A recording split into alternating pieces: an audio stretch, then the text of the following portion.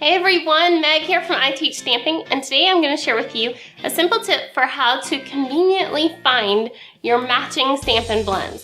So I've shared before on my blog that you can use an old paper pumpkin box, you can use whatever you want to store your blends. But you're digging around here trying to find the light, find the dark, and so today I'm going to share with you an easy way to fix this problem. Alright, so just want to make sure I've got both of the Bermuda bays, and I do.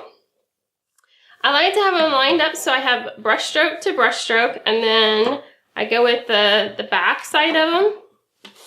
I'm going to take just some Velcro dots. You can get these at any craft store, big box store, anything like that. And for the size that I bought, I need to go ahead and cut them in half. Doesn't matter if you have them going the same direction, really.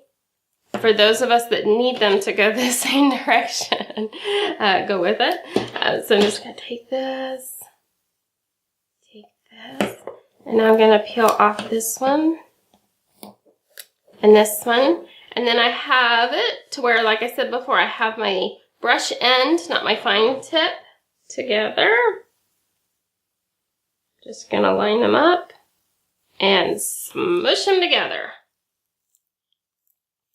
And so then I'm going through my box. They're already stuck together. When I'm ready to use them, I just pull them apart and then stick them back together. So crazy simple tip on how to keep your light and dark blends together. I hope you enjoyed this quick tip video. If you have any questions about it, don't hesitate to leave it in the comments. And if you haven't subscribed to my channel, now is the perfect opportunity to do so. Thanks again for watching. Again, I'm Meg from I Teach Stamping. I'll catch you in the next video. Have a great day.